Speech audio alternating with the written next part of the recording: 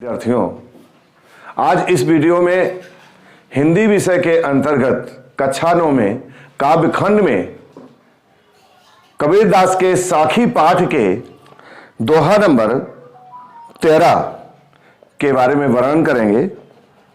दोहा number 13 है, इह अवसर चेत्या नहीं, पशु ज्यों पाली देह, राम नाम जान्या नहीं, अंत पड़ी मुख खेह। ये दोहा नंबर 13 है।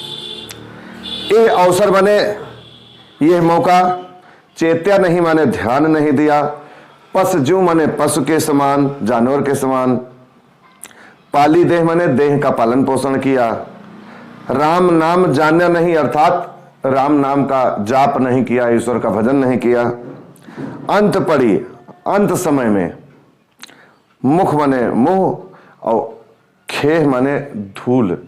इसको से भी पढ़ सकते हैं, खे भी पढ़ सकते हैं, माने धूल या राख। तो प्रस्तुत दोहा में कबीरदास जी का जो भाव है वो मानव शरीर के बारे में कबीरदास जी ने दर्शाया है कि मानव जीवन मिलने का उद्देश्य क्या है, मानव शरीर मिलने का उद्देश्य क्या है। जो व्यक्ति इस धरती पर जन्म लेता है और इस उद्देश्य को नहीं जान पाता, उसका जन्म लेना इस संसार में व्यर्थ हो जाता है। देखिए, संसार में अधिकांश लोग ऐसे होते हैं जो संसार के माया के मोह में लिप्त रहते हैं, फंसे रहते हैं अज्ञानता के कारण, और एक समय ऐसा आता है कि उनका जीवन समाप्त हो जाता है, अंतिम समय आ जाता है और इस संसार को छोड़ करके चले जाते हैं। लेकिन मानव जीवन मिलने का जो मुख्य उद्देश्य था उसकी पूर्ति नहीं करते हैं, ना तो उसके बारे में ज्ञान करते हैं। देखिए, अगर हम शास्त्रों को देखें तो मानव जीवन का जो उद्देश्य है, मानव जीवन के मिलने का जो उद्देश्य है, जो इसका परम उद्देश्य है, रामचरितमानस की तरफ यदि हम देखें तो देह धरे कर यह फल भाई, और भजहि राम सब काज बिहाई।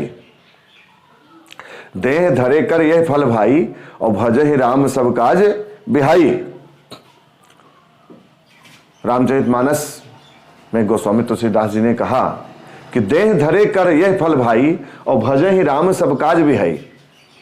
कहने का मतलब मानव जीवन मिलने का, मानव शरीर मिलने का यह प्रमुख उद्देश्य है कि व्यक्ति ईश्वर का भजन करे, परमात्मा का भजन करे, ताकि वो 84 के बंधन से, संसार के माया जाल से, भवसागर से मुक्त हो जाए। क्योंकि भवसागर से मुक्त होने का, आवागमन के चक्र से मुक्त होने का, मोक्ष पाने का केवल एक ही उद्देश्य इस संसार में है, एक ही कारण है, एक ही उपाय है। देखिए, रामचरितमानस को अगर हम देखते हैं, भगवान शंकर जी ने माता पार्वती से कहा कि उमा कहो निज अनुभव अपना, और सत हरि भजन जगत सब सपना। कहने का मतलब, हे पार्वती जी, इस संसार में केवल ईश्वर का भजन सत्य है, बाकी सब स्वप्न के समान है। तो कहने का जो मतलब है, मानव जीवन मिलने का जो प्रमुख उद्देश्य है वो ईश्वर का भजन है, परमात्मा का भजन है, परमात्मा की भक्ति है। देह धरे करे फल भाई, भजहि राम सब काज बिहाई। इसी प्रकार से अगर हम देखेंगे तो हमें अनेक रचनाएं मिलेंगी जिसमें हमको ये प्रेरणा मिलती है कि हम इस अनमोल दुर्लभ मानव जीवन को पा करके ईश्वर का भजन करें, और ये हमें करना चाहिए, सभी व्यक्ति को करना चाहिए। क्योंकि 84 के बंधन से छूटने का, माया से मुक्त होने का, भवसागर से पार होने का केवल एक ही माध्यम, एक ही रास्ता, एक ही उपाय है, वो है ईश्वर का भजन, परमात्मा के नाम का जाप, ईश्वर के नाम का स्मरण। इसके अलावा और कोई संसार में कोई युक्ति है ही नहीं। तो यहां पर कबीरदास जी ने, अच्छा एक बात और बड़ी महत्वपूर्ण है कि जीव, ऐसा माना जाता है कि 84 लाख प्रकार की योनियां हैं, 84 लाख प्रकार के चोला हैं। 84 लाख प्रकार के चोला में भ्रमण करने के बाद, अनेक योनियों से निकलने के पश्चात एक बार मानव शरीर का नंबर आता है। यह दुर्लभ अवसर है, ये मानव जीवन, मानव शरीर दुर्लभ अवसर है, एक बार ये मिलता है इसमें यदि उस जीव ने, उस व्यक्ति ने ईश्वर का भजन किया तो उसको परमात्मा के धाम में मिलेगा स्थान, संसार के माया के भवसागर के चक्र से वो छूट जाएगा, बच जाएगा। यदि ऐसा नहीं होता तो उसको फिर 84 के बंधन में फंसना पड़ेगा, जाना पड़ेगा। देखिए, ईश्वर का भजन, ईश्वर की भक्ति, परमात्मा की भक्ति केवल और केवल मानव शरीर में भी ही हो सकती है। यह भी एक महत्वपूर्ण कारण है, क्योंकि 83,09,999 चोला में परमात्मा ने जीव को ना तो बुद्धि दिया है, ना वाणी दिया है। यह व्यवस्था बुद्धि, विवेक और वाणी केवल ईश्वर ने मनुष्य को दिया है, और बिना इसके, अर्थात इसके अभाव में कोई भी ईश्वर की भक्ति नहीं कर सकता। इसलिए यह दुर्लभ अवसर है, क्योंकि ईश्वर का भजन, परमात्मा की भक्ति केवल मानव देह में ही हो सकती है। उसका कारण यही है कि केवल बुद्धि, वाणी और विवेक यह केवल मनुष्य को परमात्मा ने दिया है। इसलिए यह दुर्लभ कार्य, सर्वश्रेष्ठ कार्य ईश्वर की भक्ति का केवल मानव शरीर में ही हो सकता है। इसलिए कबीरदास जी यहां पर बहुत जोरदार इस दोहा में बता रहे हैं कि यह अवसर चेत्या नहीं, पस ज्यों पाली दे। देखिए, पस माने जानवर। जानवर का क्या उद्देश्य होता है? उसका पेट भर जाए, उसके बाद उसका और कोई उद्देश्य नहीं होता है। उसका पेट भरे, उसका खाना पीना सही से हो जाए, बाकी उसको और कोई मतलब नहीं है। वो अपना पेट पालता रहता है, केवल उतना उद्देश्य होता है, खाना, सोना, नित्य क्रिया करना। इसके अलावा पशु का और कोई उद्देश्य नहीं होता, जानवर का और कोई उद्देश्य नहीं होता है। केवल इस सृष्टि में मनुष्य ही एक ऐसा है जो ये समझ सकता है, सोच सकता है, चिंतन कर सकता है कि और क्या उद्देश्य हो सकते हैं जीव के लिए।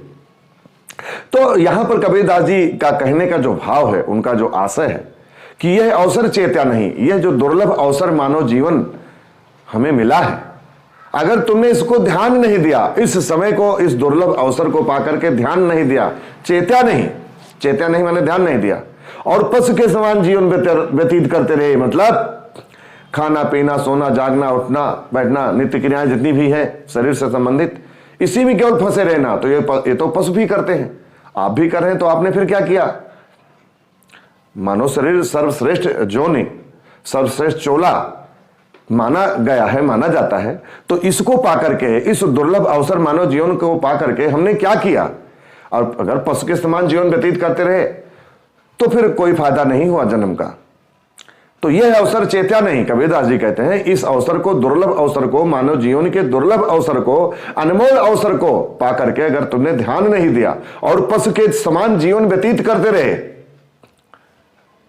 यह अवसर चेत्या नहीं, पस ज्यों पाली दे, राम नाम जान्या नहीं। वही बात यहां पर कबीरदास जी कहते हैं, पशु के समान जीवन आपने बिताया और ईश्वर का भजन नहीं किया, राम नाम को जाना नहीं, का तात्पर्य यह है कि ईश्वर की भक्ति नहीं किया, परमात्मा का भजन नहीं किया, उस गाड का, उस अल्लाह का भजन नहीं किया। तो क्या परिणाम होगा? अंत समय में क्या होगा? क्या होने वाला है? आपके मुख में धूल या राख के सिवा और कुछ भी नसीब नहीं होगी। कहने का तात्पर्य है, संपूर्ण दोहा का जो सारांश है कि मनुष्य को यह दुर्लभ अवसर मानव जीवन पा करके ईश्वर का भजन करना चाहिए, ईश्वर की भक्ति करना चाहिए, परमात्मा की भक्ति करनी चाहिए, राम नाम का जाप करना चाहिए। इसी बात को यहां पर कबीरदास जी ने दर्शाया है, बताया है, वर्णन किया है कि यह अवसर चेत्या नहीं, पशु ज्यों पाली दें, और राम नाम जाना नहीं, अंत पड़ी मुख खे। तो व्याख्या हमने बता दी।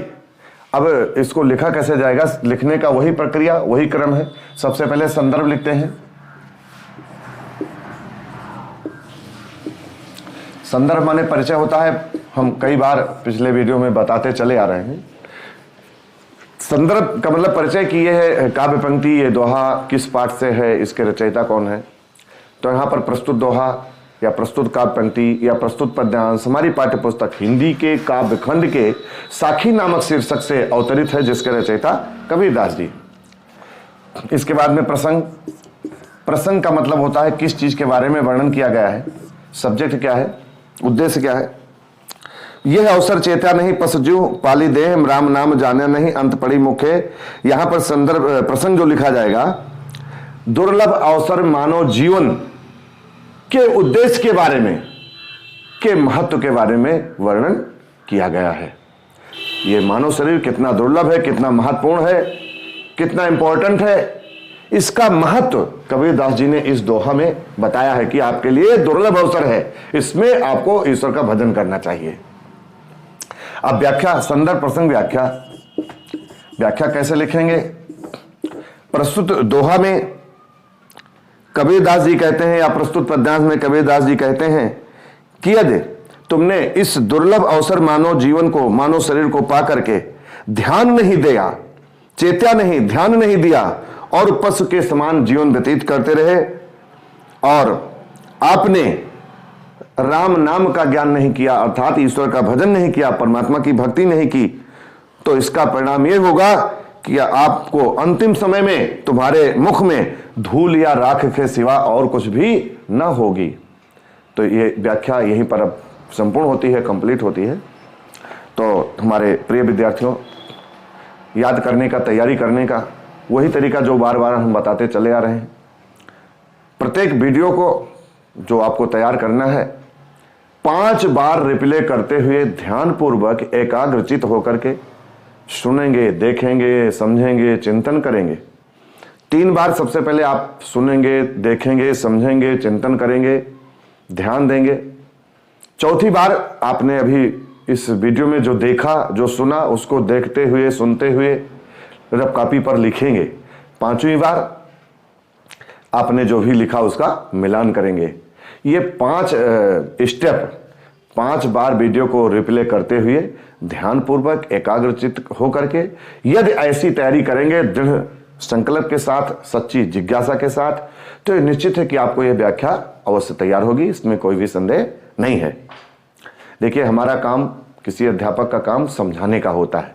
समझाना, प्रेरित करना, बताना, बार बार बताना, तरीका बताना, यह अध्यापक का काम होता है। बाकी तो सारा काम विद्यार्थियों का है, तुम लोगों का है, आप लोगों का है। यदि आप लोग अच्छे ढंग से मेहनत करेंगे, सच्ची जिज्ञासा के साथ मेहनत करेंगे, परिश्रम करेंगे, क्योंकि बिना परिश्रम के कुछ मिलने वाला नहीं है, बिना कर्म के कुछ भी मिलने वाला नहीं है। वही बात मैं बार बार कहते चले आता हूं कि सकल पदार्थ है जग माही, कर्महीन नर पावत नहीं। तो बिना कर्म के, बिना परिश्रम के आपको कुछ भी तैयार नहीं होगा। आप चाहे जितना कोई पढ़ाए, चाहे जितना कोई प्रयास करे, उसका कोई फायदा आपको नहीं मिल सकता। तो यदि सच्ची जिज्ञासा के साथ परिश्रम करेंगे, कर्म करेंगे, जैसा तरीका हमने बताया उस हिसाब से यदि आप तैयारी करेंगे, पढ़ेंगे, तो निश्चित है कि आपको सफलता अवश्य मिलेगी, इसमें कोई भी संदेह नहीं है। और हमारे विद्यार्थियों, आप लोगों को इसको ध्यान से सुनना है, तैयारी करना है, मेहनत से इसको बढ़िया से रिवीजन करना है। रिप्ले करते हुए हमारे सभी वीडियो को प्रतिदिन रिवीजन करिए। अगर अच्छी सफलता चाहते हैं तो सभी वीडियो को 1-2 बार प्रतिदिन रिवीजन करते रहिए। इससे क्या होगा कि आपके माइंड में हमेशा वो चीज हमेशा बनी रहेगी, वो कभी आपसे मिस नहीं होगी। और क्या करना है कि अपने दोस्तों को, मित्रों को भी इसको शेयर करें, इस वीडियो को, ताकि वे भी इसका लाभ उठा सके। तो अब यहीं पर ये वीडियो में आज यहाँ जो व्याख्या हमें करनी थी वो संपूर्ण हो गई है। अब मिलते हैं किसी नेक्स्ट वीडियो में नए टॉपिक के साथ। तब तक के लिए धन्यवाद।